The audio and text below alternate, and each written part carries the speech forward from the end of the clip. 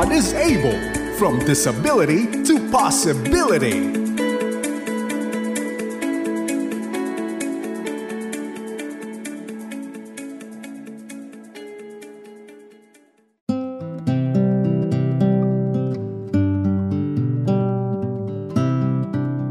Isa hong maagang pagbati pero sa Pilipinas Pasko na nga daw. Ang pinakamahabang Pasko sa daigdig, sabi nila. Maagang pagbating papasko at bagong taon sa bawat isa sa atin. Mga kaagabay, welcome po sa programang God is Able. Tayo po ay napapakinggan sa FEBC Radio TV at maging sa Facebook Live.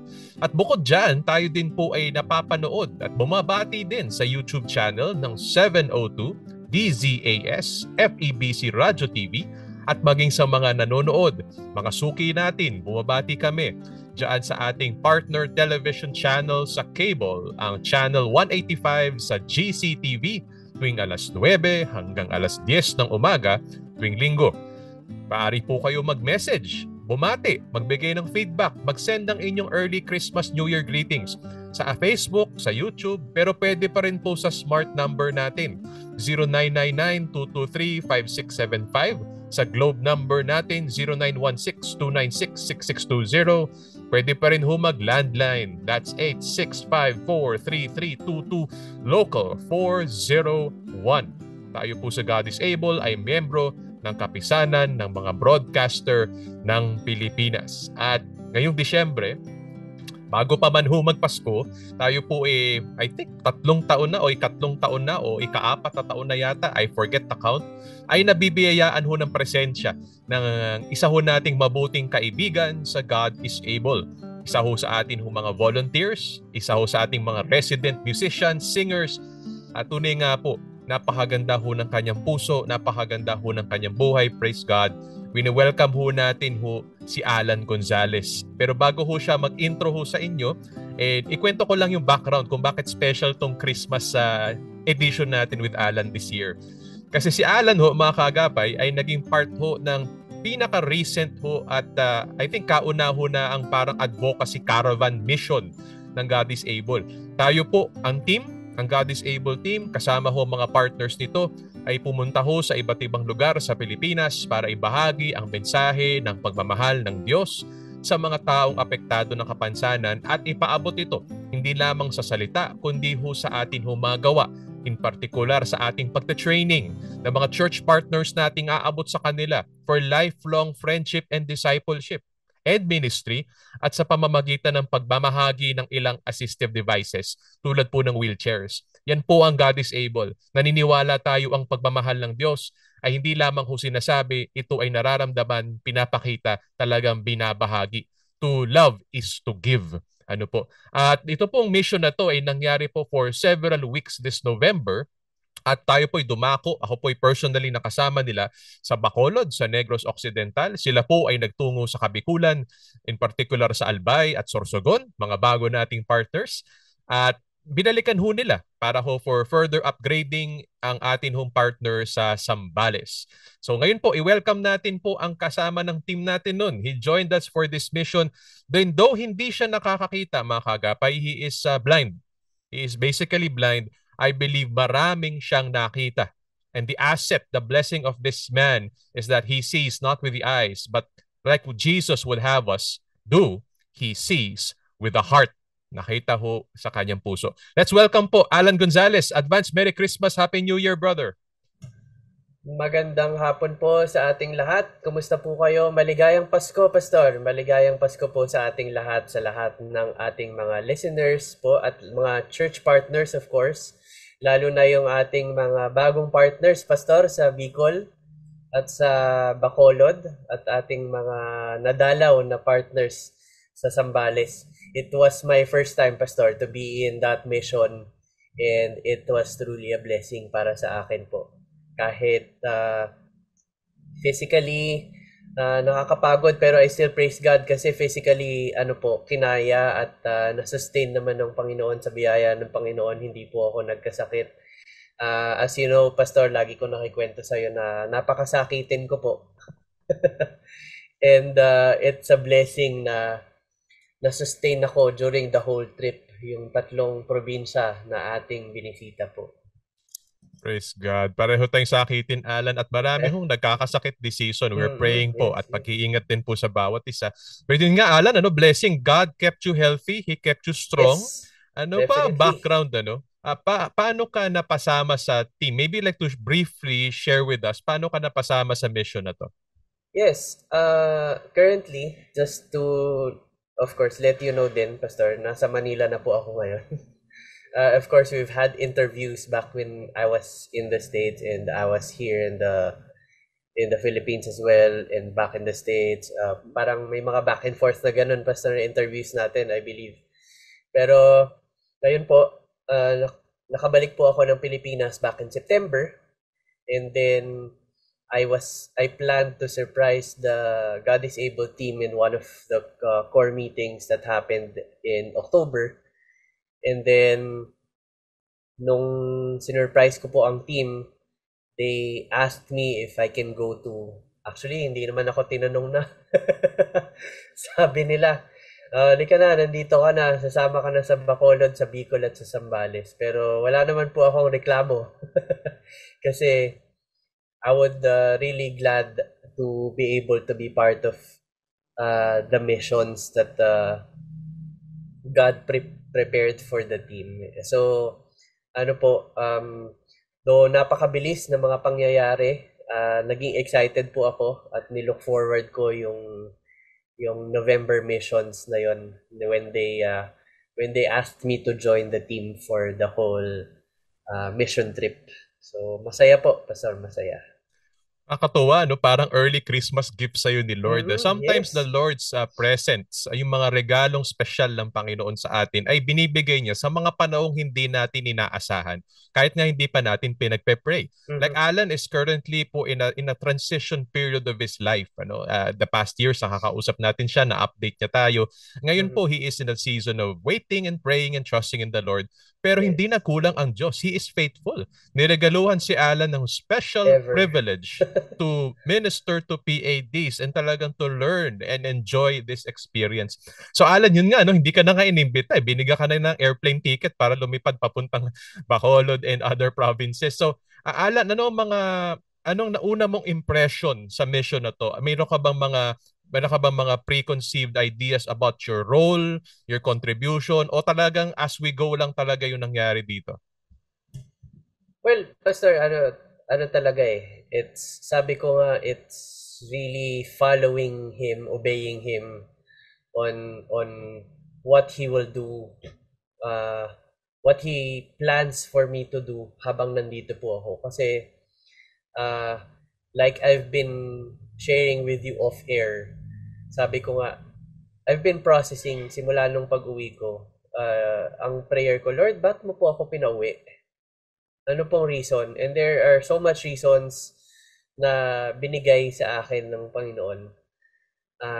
Hanggang ngayon, at alam ko, as we go along towards the end of the year and the following year that will come, alam ko, patuloy na i-reveal ng Panginoon yung mga answers or kung hindi man directly answers yung clarity nung bakit ako umuwi sa ngayon. And kung magkikwento po ako, napaka-blessed ng experience, Pastor. Kasi sabi ko nga, nung sa Bacolod pa lang natin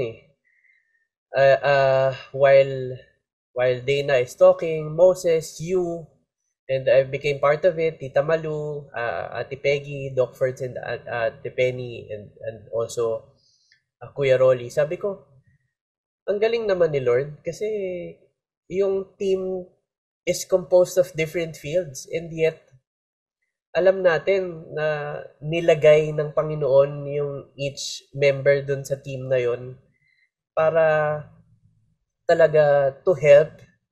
But of course, alam naman natin, Pastor, 'di ba, na each time we join an activity like this or even this first time na malayong mission trip, hindi lang tayo yung makakapagbigay ng blessing sa mga tao na makakausap natin.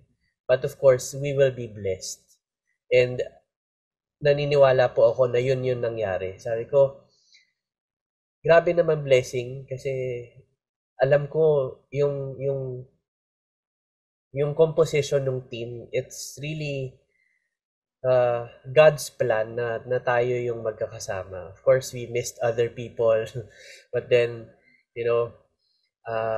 alam ko po na yun yung binigay ng Panginoon para sa atin na magkasama-sama tayo. Hindi lang sa masarap na pagkain every before and after the orientation and vision casting itself. But then, naniniwala ako, Pastor, na each time na nagsasalita po tayo ay ginagamit tayo ng Panginoon at ginagamit din naman sila ng Panginoon para kumausap sa ating mga puso. Nakakatuwa, Brother Alan. Sabi nga ni Kuya Alan kanina, iba-iba man yung miyembro ng team, iba-iba yung pinanggagalingan, mga fields, mga areas of expertise, pero parang tinahinan, Lord, into one message. Yun nga po yung ating pag-aadvokasya na ang mga churches of the Lord ay talagang kasangkapanin ho ng Diyos at dumaloy po ang pagmamahal ng Diyos through ministry to the persons affected by disability. And I pray at nakita ko to in Bacolod, talagang katanggap-tanggap ito. Kailangan itong madinig at kailangan din itong kilusan. Magandang New Year resolution ba sa mga brothers and sisters natin in Christ na maging mas inklusibo sa kanilang pananaw when they pray about the mission of the Lord, the vision for the church this 2024. Pag-pray natin na maging inklusibo ito, na masama yung mga tao po na kadalasan hindi nakasasama sa mga gawain ng church for reasons, at kabilang na ho dyan ang mga persons affected by disability. And si Alan, isa pang sasalungguhitan ko, talagang naging very important presence and contributor sa ating mission by just simply following the Lord. Minsan ho, kailangan simplihan lang natin ang buhay, mga kaagapay. Maybe you're praying how to end this new year right, for God's direction for the new year. Minsan po, it's just one act of obedience at a time. Talagang gawin mo lang yung magagawa mo. And just trust the Lord for the results. Alan, mapunta ako sa role mo sa mission at sa personal experience mo bilang isang taong affected by disability, bilang isang taong meron pong kapansanan at na-involve ka sa mission na to. Ano parang nararamdaman mo o parang mga thoughts mo about your role at yung mga na-contribute mo sa mission? May sense ba na parang detached ka or feeling mo ba talagang kasama ka talaga ng buong team sa mga nangyari? Briefly po, Pastor, gusto kong balikan yung sinabi niyo kanina na yung parang sinabi niyo na naging, ano ba yun? Parang naging vital yung role, kung tama yung term ko, Pastor, doon sa missions na yun. And actually po, that made me realize yung sinabi mo na follow lang talaga and obey. Pero kasi po iniisip ko nung during the trip, my role has been very small compared to all of you who did so much and who hosted so much, facilitated things. But I realized po na somehow pinag-uusapan nga po namin sa Bacolod ni Carla, one of our partners. Sabi namin, malaking bagay na nandito tayo for them to see and for them to realize kung ano nga ba yung role ng church with na ibahagi natin and makita ng hindi lang ng mga church workers kung hindi ng mga members of the family or those families who has been affected by disability. And dun po sa panahon na nandun po ako, kasama ako ng team, nakakatuwa po to be able to just simply pray with people or just listening on the side, pastors praying for the family members, and Ate Peggy and others just sharing the gospel and be able to pray with the person who accepted Jesus Christ as the Lord and Savior of his life, his or her life. Nakakatuwa po to just be able to witness those. And nagkaroon din po ng mga home visits na na naging part din po ako, na nakasama po ako, and nakakatuwa. Sabi ko nga sa inyo kanina, Pastor, off air, minsan malungkot, minsan masaya, minsan nakaka-bless, and you will sometimes ask, ano ba yung pwede kong maitulong? Pero yung pananalangin, yung kasama mo silang mananalangin, alam ko pong napakalaking bagay nung mga panahon na yon, para maramdaman po nila as a family, at maramdaman po nila as a nanay or family member ng persons with disability, na hindi po sila nag-iisa. And of course, ang prayer natin, Pastor, every time na yung church ay magpatuloy. Sabi nga, lagi nating sinishare sa kanila that we are here to share the vision, but then it's for the church to continue everything that we shared with them. Nakakatuwa pong isipin para sa akin na when I was sharing in for example, in Bicol po, when I was sharing kung ano yung naging role ng family at ng church sa buhay ko as a person with disability, nasabi ko po na napaka-blessed ko to have a family who is loving, who is caring, and napaka-blessed ko to have a family who really to really praise with the church lalo na sa panahon na nagkakasakit po ako, at panahon nung paggagamot ko po sa aking mga cancer. I am blessed with having a family who really trusts dun sa power ng panalangin, and nakakatuwa po na ngayon pong lumalaki ako, yung na-share ko na prayer of Jabez dun sa one of my talk dun sa mission trips natin is, "Oh, that you would bless me and enlarge my territory." Hanggang ngayon po nagpapatuloy yun. And nakakatuwang isipin na sa pagpaprocess ko po ng mga pangyayari this past few months, hindi man directly binibigay ng Panginoon yung sagot, pero He's just telling me to obey and just follow His direction, His plans para sa akin, knowing and realizing na yung plano niya is always better than my plans. So during the whole time ng mission trip, Pastor, yung blessing of being able to share my life and share my story to other people, it's such a blessing, and at the same time always a beautiful reminder sa akin po. Kung natatandaan niyo po, pag ini-interview niyo ako, lagi kong nakikwento sa inyo na pag nag-share po ako ng message or ng goodness ng ating Panginoon, laging bumabalik sa akin. It's a reminder for me to just trust Him, to just obey Him. Kasi hindi naman laging kailangan maintindihan natin. But I remember, bago po ako lumipad papuntang Pilipinas galing sa States, sinabi ko sa mga friends ko, just never stop showing up for God. Never stop serving. And nung pag-uwi ko po dito, yun yung naging reminder ng Panginoon sa akin. So sunod lang. Sumunod ka lang. Hindi mo kailangang, it's not for God to explain Himself, but for us to obey His direction para sa ating buhay.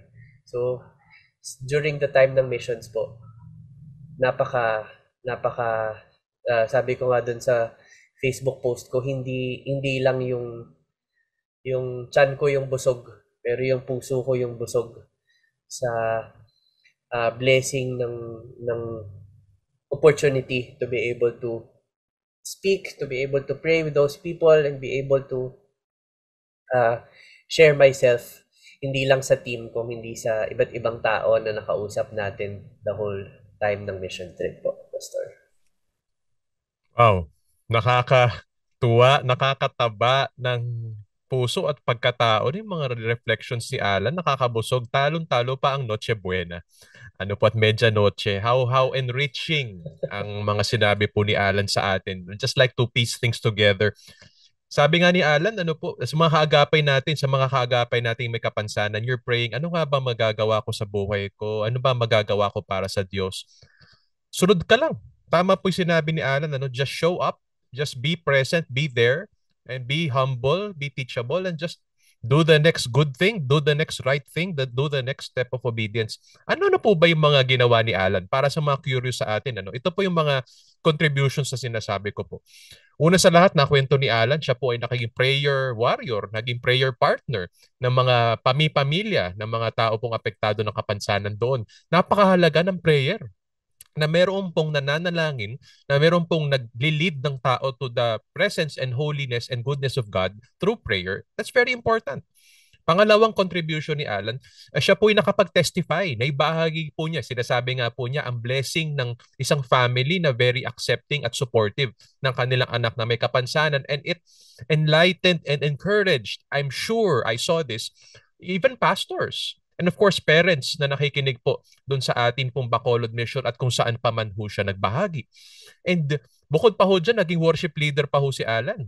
Nagtandem pa nga po sila ni Carla, as partner ho natin sa Bacolod, at isa po na blind din po. At sila po ay talagang nag-duet ho to open the session with songs of praise at talagang damang-dama ho namin ang presence ni Lord. Ano po, and those are significant contributions by just being there, by just listening to God and what God asked Alan to do. And I'm sure, may mga nakakwentuhan po siya dyan, nakinig ho siya, baka in the future maging device technician na po si Alan, who knows, po, kasi ang dami yung natutunan dun kaila Sir Dana, kaila Kuya Rolly. Just be there, mga hagapay. Just be humble, just be teachable. Wag ho natin i-overthink na dapat meron akong significant contribution, dapat magaling ako, dapat, kasi ba, sa mga may kaagapay natin may kapansanan, I'm sure you're dealing with the fear of what will happen if you step out and do something new. I'm sure you're dealing with shame, nahihiya po kayo na to be around people who are quote-unquote abled, na baka you may not live up to their expectations. But wag ho tayo mabuhay in fear or hesitance or half-heartedness. Let's take heart, let's take courage. Magkaroon po tayo po ng overcoming mindset because we are in Christ and Christ is calling us forward. So presence, mga kagapay na may kapansanan, just be there. Ang ganda rin ng sinabi ni Alan na before I go to my next question. Sinabi ni Alan, kailangan makita yung mga may kapansanan sa mga missions like this, hindi lang bilang recipient o tagapagtanggap ng mga outreach o kabutihang loob na ginagawa natin sa church. Sila po ay kabahagi, sila po ay participants, sila ay contributors, even part of the planning, the implementation, and of course the follow-up stages nito. Kasi po, sila rin po made in the image of God. Sila rin po kinilusan din po ni Jesus Christ. Jesus gave Himself for them. The Holy Spirit, who we receive by faith in Christ Jesus, is very much alive in them. They are gifted by the Spirit, empowered by the Spirit. Meron silang pong pananaw, meron silang perspective na kailangan ng church. Marami po silang maibabahagi, and it starts with their presence. Yung sinasabi ni Alang, nandyan sila, nakikita natin sila, na kakausap natin sila. Naku, napakalaking blessing. And this I attest sa iba't ibang church partners natin. In our partners, there are PAD persons and families who are actively not just receiving but also distributing the graces of God. Ay buhay na buhay yung church at buhay na buhay ang ministry because that is a picture of Christ community. So Alan, I very much agree with you there. My next question, Alan, is sabi ko kanina sa intro, hindi mo man nakita yung mga nangyari sa mission natin sa November. Pero because you have a heart of faith, may nakita ka. So, siguro direct to the point. Ano ang mga nakita mo with your heart of faith na ginawa ng Diyos sa mission trip ng God is Able with you? Pastor, before I answer the question, quick shout out lang po. After natin ng Bacolod, sa Bicol trip naman natin, I'm blessed to share the worship time po with Toy, yung anak ni Ate Raquel Landong, yung partner natin sa sa Bicol. So magkasama po kami sa Albay and Sorsogon na mission natin. Magkasama po kami nag-share ng music sa ating mga churches doon. So nakaka-bless po na makasama po sila doon sa mission trip natin sa Bicol. And to answer the question, Pastor, I realized during those mission trips na ang dami po nating mga taong kailangan ipanalangin. Ang dami nating kailangang alalahanin sa prayers po natin na mga pamilya na hindi naaabot madalas even ng ating mga churches kasi alam naman natin na busy ang ating mga simbahan, pero of course ang sabi nga natin kanina pa is ang encouragement natin is ang prayer natin is for the church to continue the ministry that we have shared with them, and this is to be accepting in all sa lahat po, accepting sa lahat, hindi lamang sa mga existing members, kung hindi even yung mga people with disability or families affected by disability na hindi naaabot or hindi napapansin. And naniniwala din po ako na during those trips, lagi ko pong nadidinig na sinasabi, lalo na po ni Ate Peggy, na magkaroon tayo na taasan natin, lakasan natin yung pananampalataya. Let's have faith on the faithfulness of God. Yung katapatan ng Panginoon, yung paniniwala natin na yung mga panalangin natin sinasagot ng ating Diyos. Ganon din po sa mga taong may disability. Kung minsan po mag-aalangan tayo na mag-share ng word sa kanila dahil alam po natin na they may be unresponsive or they may have their unique way of communicating. Naalala ko yung isang video na lagi nating sinishare, Pastor, 'di ba? Yung talagang hindi siya nakakapagsalita or meron siyang ibang behavior, pero still God found a way to be able for her to communicate, for God to be able to communicate to her. And isa po yun sa question na nadidinig ko kung paano mako-communicate sa kanya yung word of God. At naniniwala po ako dun sa statement na yon na taasan natin yung pananampalataya or lakasan natin yung pananampalataya dun sa katapatan ng Panginoon sa buhay ng bawat isa sa atin. And ganun din po sa buhay nila, sa buhay namin na may taong may kapansanan. Yung pananampalataya na alam natin yung kung gaano ka-unique tayo ginawa, ang bawat isa sa atin, kung gaano ka-unique ginawa ng Panginoon. Ganun din ka-unique yung pagko-communicate, yung pagkausap sa atin ng Panginoon sa iba't ibang kaparaanan. So, doon po sa mga nung panahon ng mission trips, isa po yung na nag-stuck sa akin, yung pananampalataya. Kung alam natin na pag tayo ay nanalangin, naniniwala tayo, yung paniniwala na sasagutin ng Panginoon or dadidinig ng Panginoon. Ganun din po ang even those people na feeling natin unresponsive or hindi tayo nadidinig. Yung paniniwala at pananampalataya na may intindihan tayo dahil ang Panginoon ang gagawa, ang Panginoon ang kakausap sa kanilang mga puso para na maintindihan po nila yung ating mga sinasabi. So, kung iisipin po natin, it's a small realization. It's a small realization, but then ang tanong po is kung pinapractice po ba natin sa buhay natin sa araw-araw. Medyo alam ko pong madaling sabihin, and even ako or maybe I guess kahit si Pastor on an everyday situation, baka minsan imperfect tayo eh. So minsan nakakalimutan natin na laging tapat ang Diyos. And yung faithfulness na yun yung mag-aahon sa atin dun sa mga questions na na lagi nating naiisip sa buhay natin. And yung question na yun ay sinasagot ng Panginoon sa pamamagitan ng pagpapakita niya ng katapatan sa buhay ng bawat isa sa atin. May singit ko na rin po yung pag-share, Pastor, na one of the things na binanggit ko po dun sa Bicol and Zambales trip is to challenge the church to be able to be accepting. Yung acceptance na hindi naman kailangan ng special treatment. Hindi naman kailangan ng red carpet as Moses said dun sa Makatok. But simply to be accepting. Simply to be accepting. And dun sa simbahan po, 'di ba? Ang isang tinatanong ko, gaano po ba ka-importante sa atin yung mga church members natin?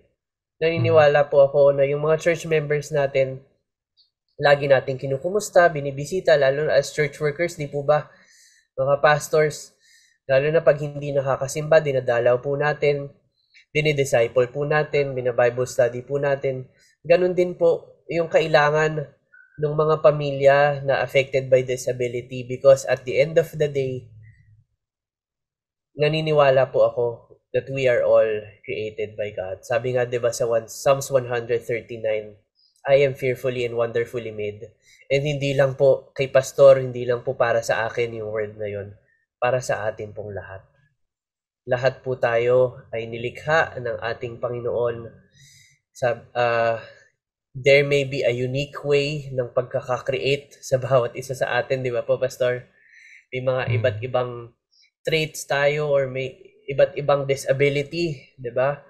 Pero iisa lang po yung sinasabi ng Panginoon.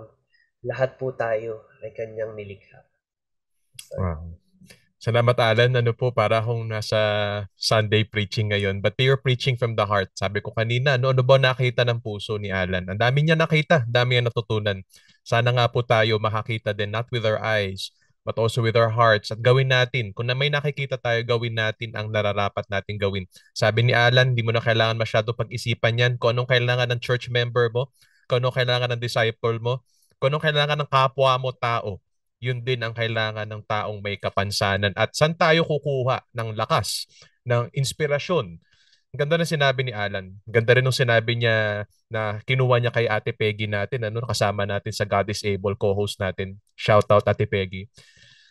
Tiwala tayo, manampalataya tayo sa isang Diyos na tapat, faithful. Let us once more trust in the faithfulness of God.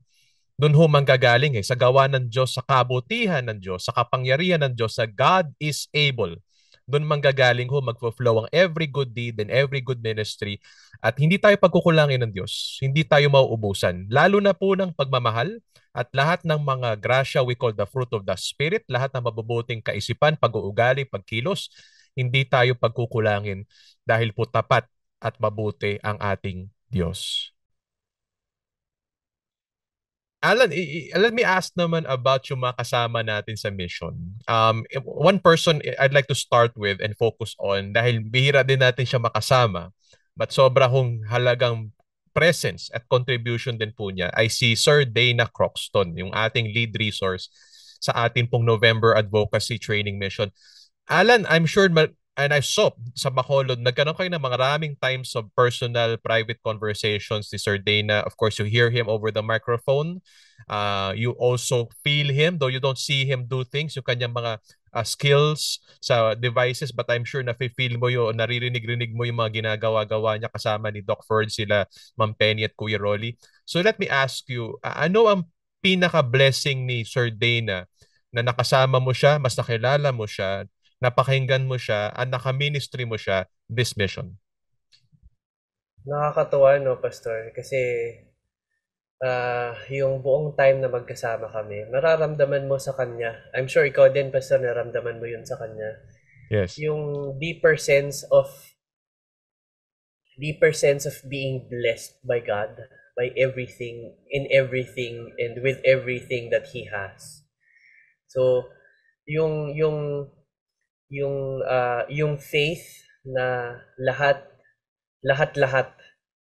lagi niyang sinishare na it's by God's grace, lagi niyang sinishare yung katapatan ng Panginoon sa buhay niya. Therefore, he has no right to stop doing and stop serving stop serving God and for the people to be able to understand the whole ministry.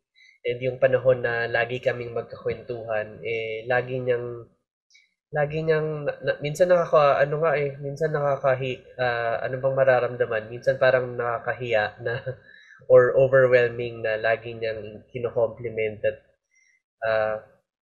meron akong sinabi sa kanya minsan na parang maybe this is God's plan for me, but he's always saying no, don't say maybe, but this is God's plan for you, and you are seeing right now what God is doing in your life through this mission, and you are really part of this mission. Lagi niyang sinasabi sa akin, and lagi niya ding sinasabi sa akin na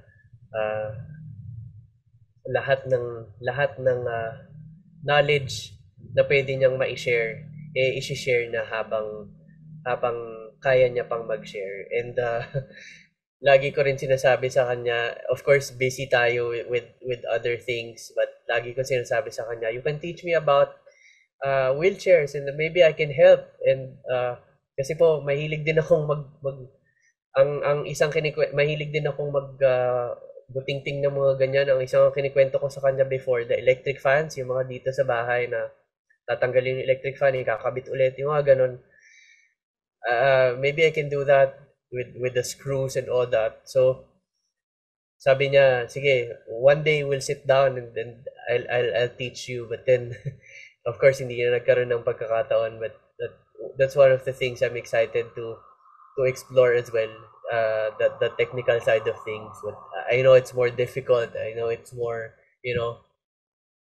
a different side of things as well. But nakaka-amaze lang yung ginagawa nila. Sabi ko nga, yung team natin, Pastor, is composed of different fields eh.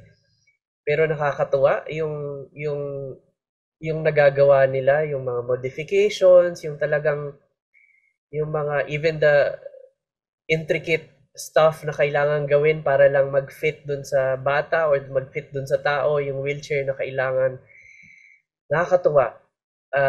Yung creativity and yung knowledge ng bawat isa, lalo sila Doc Ferd, si Kuya Rolly, si Miss Penny, and everybody dun sa field na composed dun sa team natin.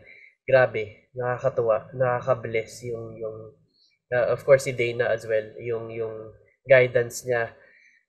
Sabi nga natin, 'di ba, Dana is one of the fathers or the mentors of God is Able ever since it started. So grabe yung dedication niya with what he does. It's really a blessing for all of us. I agree with you. Speaking of presence, napakalaking presence at present regalo ng Diyos sa God is Able, si Sir Dana Roxton. When you're with him, tama sinabi ni Alan parang there is something of the Lord that you sense. There is something of God that you hear, you feel deeper sense. Yes. Deeper sense sa mga Oriental, sa mga Eastern philosophy, parang may sense of Zen sila. Ito naman sa ating Christians, may sense of presence of God Yes. Hindi lang siya peaceful presence hindi lang siya Zen It also parang motivates you, drives you to keep serving like he does And saka, ang maganda. Pastor, Go. singit ko lang din. He has a lot of stories. Yes. There was one time na parang nag-dinner lang kami sa parang nag-camp out kami dun sa kwarto sa hotel. Nag-dinner kami. And he end up sharing the story for almost an hour. Yes. Isa lang yung nagkikwento siya talaga, and nakakatuwa. It's really a great blessing to be able to have conversations with him all the time. Napaka encyclopedic, napakadami pong kaalaman ni Dana. But I agree with Alan. Mas maraming volume yung kwento niya. Because Mm. yun nga when you just follow the Lord, you just follow the Lord, let Him take you where He wants to take you, just honor Him with what gifts you have. Ang dami mo talagang ma-experience Ang dami mong kwento, ang dami mong buhay na maabot. Yun ang kayamanan ng isang Sir Dana Croxton, and he's now advanced in Yes. age. But the Lord keeps him sharp, but more importantly, the Lord keeps him in His presence. Kaya nga po, Yes. wherever he goes, daman namin. That's why I had to single him out. I mean, lahat naman ng God is Able team, mahal si Lord, pero what Dana brings to God is Able is that sense of presence of the Lord. Always brings us back to the simplicity and the beauty of this ministry. Parang binabalik tayo, parang family camp, binabalik tayo palagi sa puso ng ministry na to. Na hindi lang Mm-mm. tayo gawa ng gawa, hindi lang tayo magagaling, hindi lang tayo nakakapag-organisa, meron tayong it's more than the doing, it's the being of Christ na pinapasa, binabahagi na sa iba. It's very important kasi yung mga binabahagian natin kahit ang gospel minsan, they capture what we do. They Yes. capture the excellent things we do. They capture the activities. They capture the material blessings like a wheelchair. But do they capture the hearts? Do Yes. they capture the Totoo. heart? And we as the hands and feet of Jesus, hindi lang tayo gawa-gawa. We are passing a certain kind of ministry sa Mm. kanila. And Sir Dana Croxton is a blessing that way. Talagang inspiration siya sa atin. Alan, Yes. papunta naman ako sa ito, mabilisan lang to, Alan. This is like a lightning round Yes. session or fast talk. We had 3 particular locations. Negros Mhm. Occidental, that's Bacolod. Bicol, we have Albay, Sorsogon, and Zambales, yung dalawang locations din natin dyan. Yes po. What's one thing na unique na na-experience mo or blessing sa'yo o na maalala mo in each of those locations? Starting with Bacolod, Negros Occidental, go. General Pastor, kung sasabihin kong napakadaming iba't ibang kwento in different locations. Sure. But napaka uh, rich din nung experience in being able to, sabi ko nga, hindi naman ako madalas na ako mismo yung nananalangin, pero lagi akong nananalangin sa gilid, sa tabi nila, sa likod. Pag may nadidinig akong pastors na mga pinapanalangin yung mga recipients natin, nakaka-bless each time. And bukod sa, eto mag-agree ka sa akin, Pastor, bukod sa pagkain, experience sa pagkain, na enjoy tayo, yung iba't ibang kwento na nagmarka sa iba't ibang lugar. Pastor, yun yung parang siya sa akin. One of those blessings. Na-amaze si Alan kasi I'm sure may kanya-kanyang ganap doon sa 3 locations na yun. Yes. Pero he's overwhelmed by what he saw, by experience the people there. And lahat naman sila may kanya-kanyang pagkain pero lahat masarap. Lahat Yes. masarap. I personally experienced as well. Nandun ako sa Bacolod Leg. Ay, ako sabi ko, napaka-underrated pala ng food scene dito. That I wanna keep going back just for the food. So, but of course, the warmth and the love of the people there. And tama yung sinabi ni Alan, pare-pareho naman sila nangangailangan din ng pagmamahal ni Lord. Pag-abot ni Lord. So it's nice that way. Alan, isa pa, ito mabilisan lightning round lang din. Particular, I mean, let me talaga piga you for a specifics. One specific memory na baon mo from each location. Okay. Each location. Maybe a conversation, maybe an unexpected event, maybe a new friend, one something or someone na babaunin mo. So I'll start again with Bacolod. Isang bagay na dala-dala mo from Bacolod, the Bacolod leg. Yes, the Bacolod leg is really, kasi sabi ko, Pastor, na-experience ng team yung both. Super spoiled even sa place of tawag dito, yung place ng tutulugan. Tapos yung sa Zambales, okay lang, and just enough to be able to rest. But sa Bacolod kasi, yung bukod sa spoiled tayo sa pagkain, yung blessing na hanggang yung 4 na araw na nandun tayo, yung happiness ng mga recipients na nandun, yung happiness ng mga families or yung happiness ng mga nakarinig sa atin is really heart ang tawag dito, heartwarming, Pastor, para sa atin. And sa Bicol, nakakatuwa kasi nakasama ko si Toy. And kasama ko siya nag-violin dun sa worship. Magkasama kami nag-worship, nakakatuwa. And I heard na magpapatuloy siya sa music in the coming years. So, shout out to Ate Raquel, Kuya Joseph, and Toy, of course. Yes. And sa Zambales naman, yung mga follow-ups natin, nakakatuwa po yung church. Nakakatuwa yung dedication ng ating mga pastors na kasama ni Pastor Alex. Doon saan nga ba yun, Pastor? Sa San Marcelino ba yun? Correct me if I'm correct. wrong.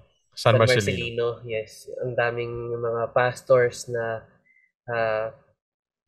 talagang yung pagkausap ko sila, yung ano ba yun? Parang yung curiosity nila of understanding those things para maipasok nila dun sa ministry nila talaga, yung disability ministry.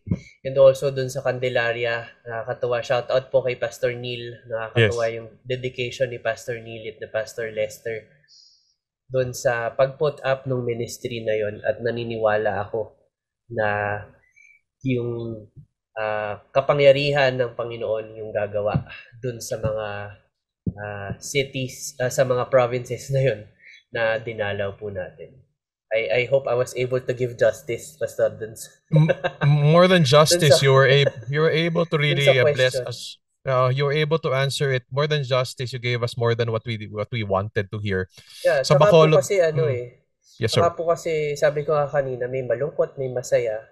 May mga nakakalungkot akong narinig na kwento sa Bicol, both sa Albay and sa Sorsogon. And that just means na napakarami pong ipanalangin, kailangan ipanalangin or dapat ipanalangin more than ourselves or more than things sa ating paligid. Those unreached people, those unreached families na sana ay sabi ko nga kanina, we can only do so much. Sana people would be able to reach and be a blessing to them as well.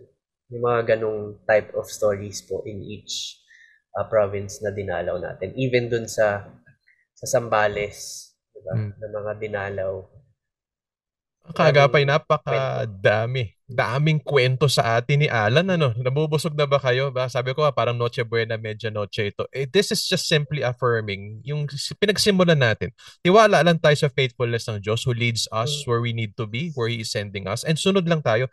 Kung naririnig nyo si Alan, kayo po ay may kapansanan, naririnig nyo isang kapwa nyo may kapansanan at na-bless kayo, na-overwhelm kayo, natutuwa or na-challenge kayo, wala naman pong profound ho na sekreto ho dito. Hindi naman ho mas magaling si Alan o mas anointed si Alan sa inyo.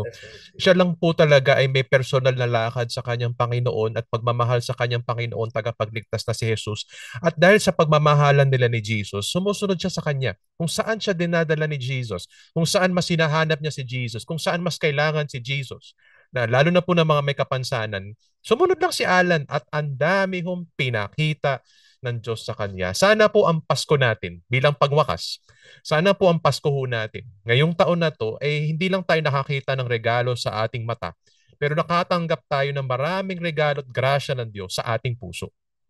At para mangyari yan, maging tulad tayo ni Alan, buksan natin ang puso natin, makakita tayo with our hearts, and from our faith, mapuspos tayo ng gratitude, ng worship, at nawa mag-overflow tayo in terms of giving, in terms of ministry, in terms of service. Napakaganda ng buhay kapag alam ho natin at tatapat ang Diyos at naglalakad na ho tayo sa pagmamahal ni Kristo Jesus. Alan, bilang pangwakas, I'm sure meron ka na namang song na hinahanda for us. Every year naman na tayo nag-converse, meron ka palaging song offering, and I'm sure excited na mga kaagapay natin pag naririnig Alan, ako sigurado may magandang himig silang maririnig from you. Bilang isang pagtatapos, isang paalala, isang panalangin ngayong Pasko, Alan, meron ka bang awit para sa atin ngayon? Pastor, bago po ako umawit, dahil medyo unprepared tayo ngayon,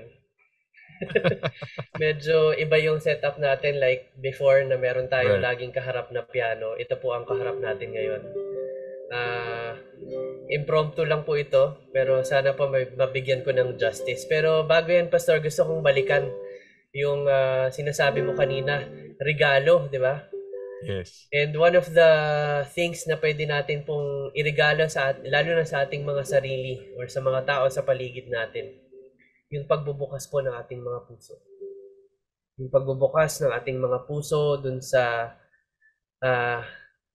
acceptance na nirigalo sa atin ng Panginoon. Di ba po, tinanggap niya tayo, tinubos niya yung ating mga kasalanan, at binigay niya sa atin binigay niya yung buhay niya para yun nga po, matubos ang ating mga kasalanan.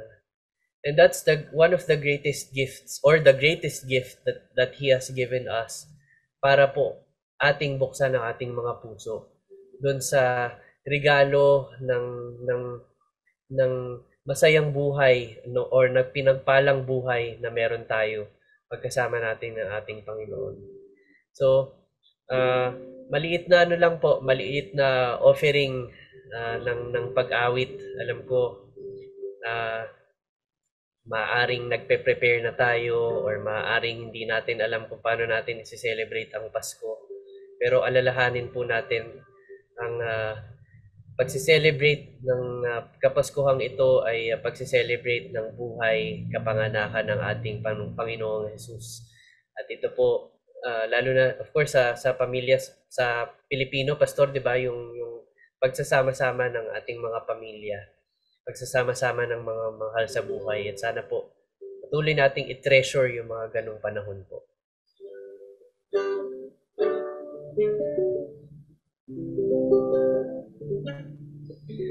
Malamig ang simoy ng hangin, kay saya ng bawat damdamin. Ang tibok ng puso sa dibdib, para bang hulog na ng langit. Himig Pasko'y laganap, mayroong sigla ang lahat, wala nang kalungkutan, lubos ang kasiyahan. Himig Pasko ay umiiral sa loob ng bawat tahanan. Himig Pasko'y laganap,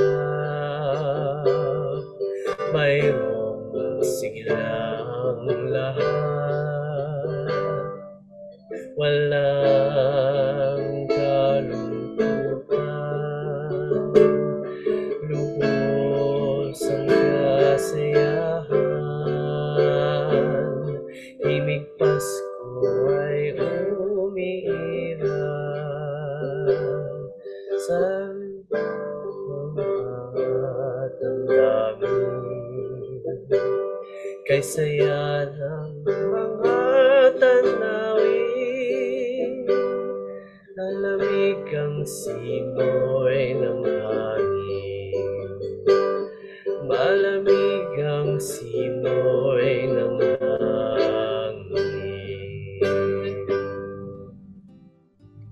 Maraming salamat, Alan. Napakaganda ng liriko. Kunin ko lamang bilang pagtatapos. Wala ang kalungkutan, lugod ang kasiyahan. Yan po ang nais ng Diyos sa bawat isa sa atin. Siya nawa ngayong Pasko, mas marami po sa atin ang kahit ho sa gitna ng kalungkutan, kahit sa gitna ng paghihirap, ay makatanggap pa rin ho ng kasiyahan ng Diyos, at Diyos lamang ang makapagbibigay sa atin. Tunay nga po, hindi lamang himig, ngunit pati rin ang mensahe ng Pasko ay sa bawat isa sa atin. Katapos na naman po ang isang oras, maraming salamat mga kaagapay sa inyong pakikinig. Ito ang programang God is Able. Laan siya nawa ay dagdag katatagan, pag-asa, pagmamahal sa mga Filipino PWDs. Ako po si Pastor Paulo Sanchez, kasama po ni Kuya Alan Gonzalez ng God is Able team, at ngayon kasama ni MA. Tayo po lahat ay bumabati ng isang maligaya, pinagpala na Pasko at tunay nga pong pinagpala ring bagong taon. God bless you po at mahal po namin kayo.